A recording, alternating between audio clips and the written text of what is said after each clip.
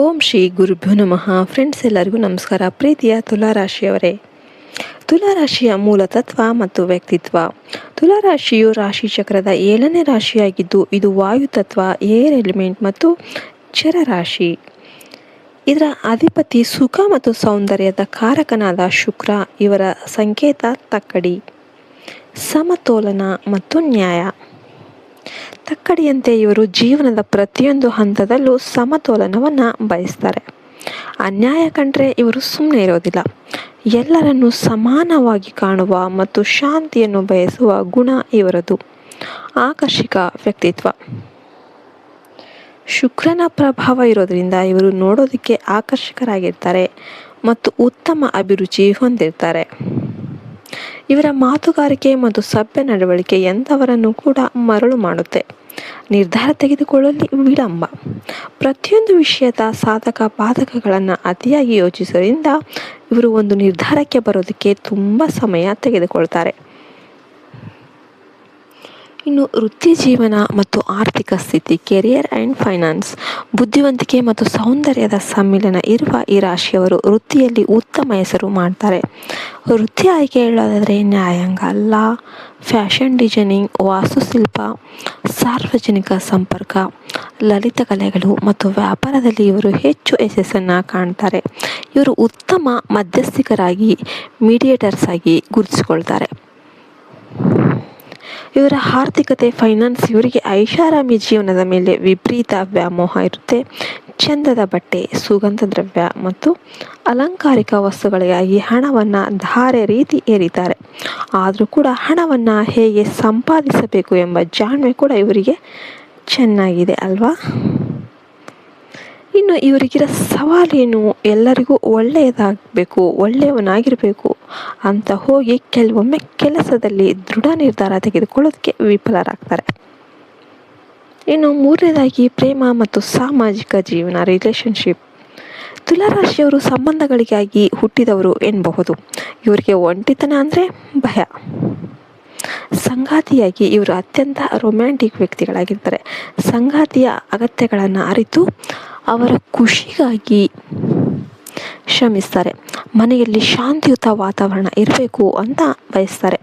ಇವರ ದೌರ್ಬಲ್ಯ, ಸಂಗಾತಿಯನ್ನು ಮೆಚ್ಚಿಸಲು ಹೋಗಿ ತಮ್ಮ ಸ್ವಂತ ಇಚ್ಛೆಗಳನ್ನು ಬಲಿ ಕೊಡ್ತಾರೆ. ಇಲ್ಲ ಅಂತ ಹೇಳೋದಕ್ಕೆ ಇವರಿಗೆ ಬರೋದೇ ಇಲ್ಲ. ಇದು ಇವರ ಮನಸ್ಸಿನ ಒತ್ತಡಕ್ಕೆ ಕಾರಣ ಆಗುತ್ತೆ. ಹೊಂದಾಣಿಕೆ ಆಗುವ ರಾಶಿ ಮಿಥುನ ರಾಶಿ, ಕುಂಭ ರಾಶಿ ಮತ್ತು ಧನಸ್ಸು ರಾಶಿಯವರೊಂದಿಗೆ ಇವರ ಹೊಂದಾಣಿಕೆ ಬಹಳ ಚೆನ್ನಾಗಿರುತ್ತೆ. ಆರೋಗ್ಯದ ಕಾಳಜಿ, ಹೆಲ್ತ್ ಅವೇರ್ನೆಸ್ ಹೇಳೋದಾದರೆ ತುಲಾರಾಶಿಯು ದೇಹದ ಈ ಭಾಗಗಳನ್ನು ನಿಯಂತ್ರಿಸುತ್ತೆ. ಕಿಡ್ನಿ ಮತ್ತು ಬೆನ್ನು. ಇವರು ಕಿಡ್ನಿ ಸಮಸ್ಯೆಗಳು, ಬೆನ್ನು ನೋವು ಮತ್ತು ಚರ್ಮದ ಅಲರ್ಜಿಗಳ ಬಗ್ಗೆ ಜಾಗ್ರತೆ ವಹಿಸಬೇಕು. ನೀರಿನ ಸೇವನೆ. ಇವರ ದೇಹಕ್ಕೆ ನೀರಿನ ಅವಶ್ಯಕತೆ ಹೆಚ್ಚಿರುತ್ತೆ. ಸರಿಯಾದ ಪ್ರಮಾಣದಲ್ಲಿ ನೀರು ಕುಡಿದೇ ಇದ್ದರೆ ಚರ್ಮ ಮತ್ತು ಮೂತ್ರಪಿಂಡದ ಸಮಸ್ಯೆಗಳು ಕಾಡಬಹುದು. ಈ ಸೂಚನೆ ಹೇಳೋದಾದರೆ ಅತಿಯಾದ ಸಿಹಿ ಪದಾರ್ಥಗಳ ಸೇವನೆಯಿಂದ ದೂರ ಇರೋದು ಇವರ ಆರೋಗ್ಯಕ್ಕೆ ಒಳ್ಳೆಯದು. 5ನೇದಾಗಿ ಹೇಳೋದಾದರೆ ತುಲಾರಾಶಿಯವರು ದೂರ ಮಾಡಬೇಕಾದ 5 ಪ್ರಮುಖ ದೌರ್ಬಲ್ಯಗಳು.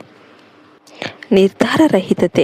ಸಣ್ಣ ವಿಷಯಕ್ಕೂ ಗಂಟೆಗಟ್ಟಲೆ ಯೋಚಿಸೋದನ್ನು ಬಿಟ್ಟು ಸಮಯಕ್ಕೆ ತಕ್ಕಂತೆ ನಿರ್ಧಾರ ತೆಗೆದುಕೊಳ್ಳೋದನ್ನು ಕಲಿಬೇಕು.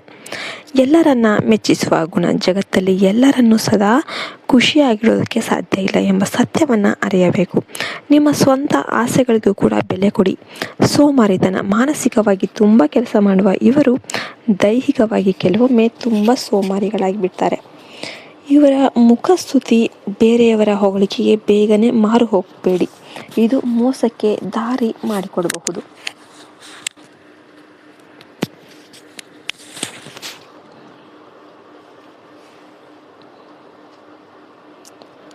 ಇನ್ನು ನೀವು ಜೀವನದಲ್ಲಿ ಅದೃಷ್ಟ ಮತ್ತು ಪರಿಹಾರ ಮಾರ್ಗಗಳು ಏನು? ನೀವು ಯಾವಾಗ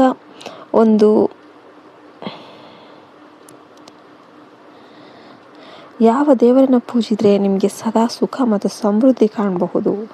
ಲಕ್ಷ್ಮೀ ಆರಾಧನೆ. ನೀವು ಪ್ರತಿ ಶುಕ್ರವಾರದಂದು ಮಹಾಲಕ್ಷ್ಮಿಯ ದೇವಸ್ಥಾನಕ್ಕೆ ಭೇಟಿ ನೀಡಿ ಸಕ್ಕರೆ ಅಥವಾ ಬಿಳಿ ಹೂಗಳನ್ನು ಸಮರ್ಪಿಸಿ. ಬಿಳಿ ಬಣ್ಣ, ಬಿಳಿ ಮತ್ತು ತಿಳಿ ನೀಲಿ ಬಣ್ಣಗಳು ನಿಮಗೆ ಅತ್ಯಂತ ಶುಭದಾಯಕವಾಗಿರುತ್ತೆ. ಶುಕ್ರವಾರದಂದು ಬಿಳಿ ಬಣ್ಣ, ಬಿಳಿ ಬಟ್ಟೆ ಧರಿಸೋದು ನಿಮ್ಮ ಆತ್ಮವಿಶ್ವಾಸವನ್ನು ಹೆಚ್ಚಿಸುತ್ತೆ. ಇನ್ನು ವಜ್ರ ಡೈಮಂಡ್ ಏನಿದೆ, ನಿಮ್ಮ ಜಾತಕ ಅನುಗುಣವಾಗಿ ವಜ್ರ ಅಥವಾ ಬಿಳಿ ನೀಲಂ ಧರಿಸೋದು ಆರ್ಥಿಕ ಅಭಿವೃದ್ಧಿಗೆ ಪೂರಕವಾಗಿರುತ್ತೆ.